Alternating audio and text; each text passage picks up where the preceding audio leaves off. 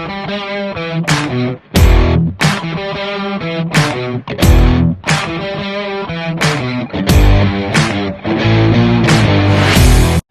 guys! For today's vlog, sasamahan niyo ako magpa-braces. Referral and sponsored by Sir Mark Daniel Tolentino. Siyempre, dito lang yung malapit sa amin. Maglalakad lang tayo kasi sobrang lapit nga lang nito sa amin. Dadaan tayo dito sa maputik na daan. Samahan niyo akong suungin ng labanan. Dito kasi sa daanan na to, hindi pa to ginagawa. Pero mag-antay lang tayo. Pagdating ng halalan, siguro gaganda na to. Dito kasi tayo sa bahaging likuran ng ginagawang ospital ng Canlubang. Excited na ako. Bakit nga ba tayo magpapabraces? Okay. Kaartihan lang ba to o kaanuhan lang ba to? Actually, dati na ako nakabrace when I was sa college. Ang problema nung pandemic, hindi na ako nakabalik sa dentist. Ayan na, nandito na tayo sa tapat ng ospital. Nandito lang malapit ang ating pupuntahan na clinic ng dentist. So, ayun na nga, balik na nga tayo sa kwento. Dati na ako naka-braces. Hindi lang ako natapos magpa-brace. So, 2 years din ako nagpa-brace. And then, nung nag-pandemic, tinanggal ko siya gamit ang nipper. Kasi nga, di ba, bawal lumabas. So, iritado na nga ako. So, after 5 years, magbe-braces na tayo. Bakit? Kasi nahihirapan na ako magsalita. Gawa ng wisdom tooth ko, umuusli. Nag-movement na yung mga ngipin natin. So, akyat tayo sa itaas. Nandito ang clinic ni Doktora. So, medyo nahihirapan nga din ako magsalita ngayon. Naka-braces na kasi tayo habang bino-voice over ko siya. Akyat lang kayo dito sa taas. Dito lang yan sa tapat ng hospital. Room 204. Yan ang room ng ating dentista.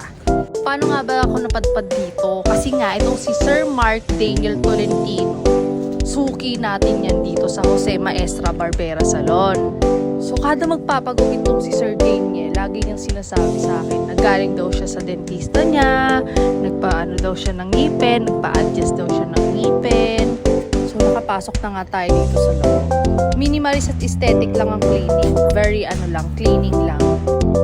Eto, medyo excited na, medyo kinakabahan. Pero alam ko na kasi yung mga eksena. Kasi nung first braces ko, masakit talaga. Pero dito kasi, hindi masyado. At the same time, babae ang ating doktora. Yan. Ang pangalan po ng ating dental clinics is Paniza.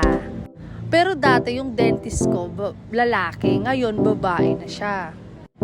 Good thing kasi, malapit lang talaga siya.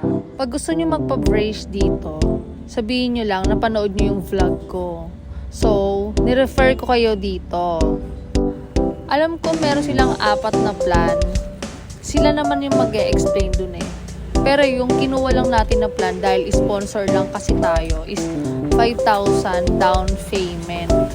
Tapos 1,000 per month every adjustments. At bago tayo mag-proceed sa operation, maraming mga explanations. Waiting pa tayo kasi marami pang nakafila. Ang hirap magsalita kasi nga nasakit pa siya. So mag-fill up muna tayo dito sa PIR, Patient Information Record. Kailangan malaman kung may medical history ko pa or whatsoever. Ayan. So, mag-fill up muna tayo. Sasagutin natin yan bago tayo mag-proceed sa room 101 operation and braces. So, magsulat-sulat muna tayo ng mga basic information natin, di ba? So, i-ready nyo rin yung ballpen nyo. Pero may kasama naman ng ballpen na dyan. And then, ayan, tapos na yung isa. Tayo na ang susunod.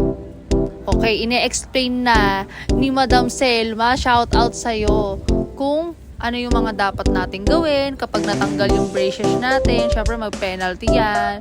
So, eto na, tayo na ang susunod. Diyos ko guys, nung binuka nila yung bunganga ko, grabe. Sa umpisa masakit, pero medyo lang. Tapos, chinek niya, pinicturean niya yung ngipin ko, ang daming mga movement nga. Pero hindi naman na ganun ka, ayan, sinukatan ako. Para siyang basta hindi ko siya ma-explain. Para siyang, ano nga tawag dun? Slimy ba yun? Slime, sorry. Tapos mumumo huwag yung taas muna yung sinukat. Ayan yung mga expectation nyo bago kayo magpa-braces. Pag mag-proceed na tayo sa installment. Tapos yung baba, tapos kusa siyang titigas kasi sinusukat pa siya. At eto na, kinakabit na ang mga bakura ng ating ngipin. Magaan ang kamay ni doktora. At nakakatuwa din kasi habang naggagawa-gawa sila dyan, nagchichismisan sila. So, may libre chismis na rin, libre kwentuhan na rin yan. So, ang sarap magpalinis din habang bago pala ikabit yan, lilinisan muna pala yan. Kasi nga, may mga singit-singit ng mga king anik-anik. Nakakapanibago kasi yung dati kong doktor, siguro iba-iba din naman din talaga. Ang bilis lang din nila maggawa. At saka magaan lang din yung kamay. Yan. Ayan na! Okay na! Perfect. Medyo nakakapanibago. Tcharan! Diba? Tamang smile-smile lang tayo dyan. Pero alam nyo, nakakairita. Bye, B!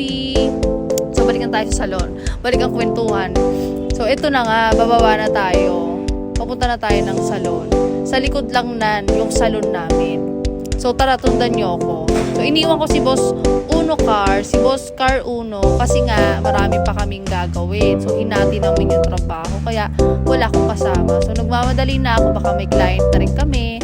Di, ayun na. Naglalakad na ako. Ang saya-saya ko kasi natupad na yung goal ko na mapaayos ko yung ngipin ko. Ito na yung simula. Kasi nga, marami tayong kinakausap na tao everyday. Minsan nasakit yung ngipin ko kasi nga parang nag-movement na nga siya. So sa awa ng Diyos, natupad na.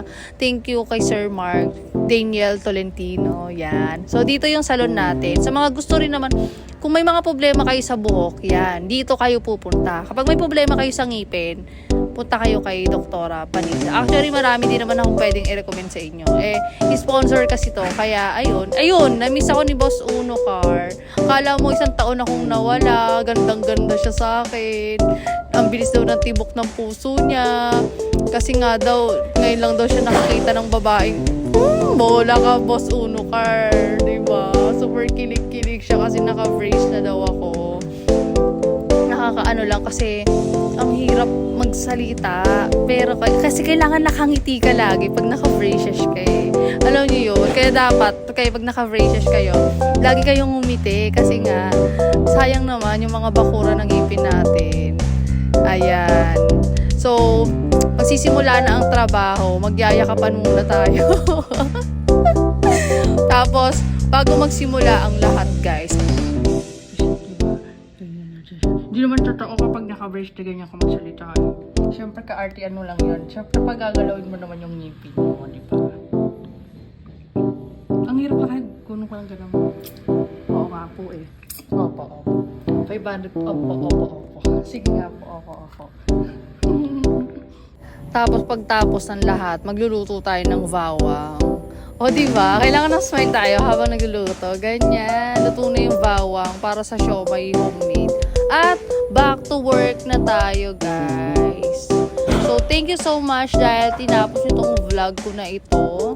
Sa mga gusto pong magpa-braces sa Panisa Dental Clinic, ilagay nyo lang na ako ang nag-refer. Or di kaya, ay thank you Doktora at thank you Madam B. Madam B, Selma B. Yan. So, dito na po nagtatapos ang ating vlogs. Bye!